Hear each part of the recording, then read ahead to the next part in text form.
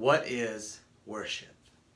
So many times I've heard it said before that the worship at such and such a place is great, but the preaching stings. Or the preaching is great, but the worship stings. If the worship was just better, then I would go to such and such a church. Let me say that worship is not synonymous with music.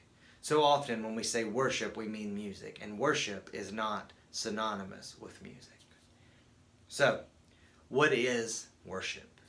A helpful way to think about worship is this: worth-ship. Worth-ship. In royal days, when people would go before the king, they would bow before the king and they would kiss the ring of the king. And in kissing the ring of the king, they were acknowledging that he was more worthy, more valuable than they were. So, worth-ship is helpful to think about worship, because whatever we worship, we are acknowledging that it's more valuable, it's more worthy than we are. So, what is right worship? What is Christian worship? Or in the words of Jesus, what is true worship? John 4:23, Jesus answers this question.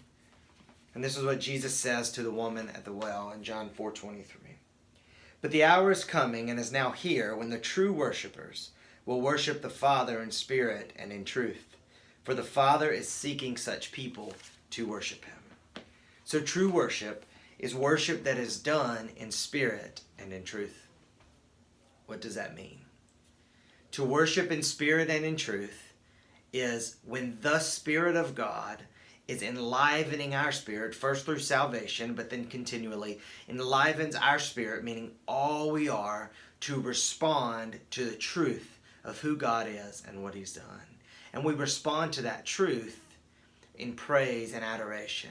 This is the attitude of worship. But see, worship is both an attitude and an action.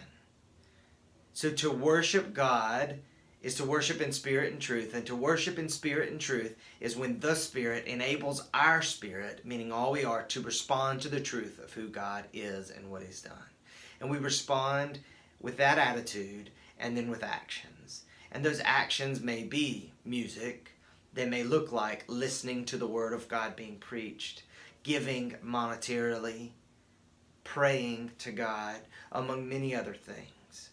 So worship in and of itself is not synonymous with music. Music is one of the ways, one of the many ways that we can express our worship to God. So the question for you is not what type of music you should be singing, but are you a true worshiper?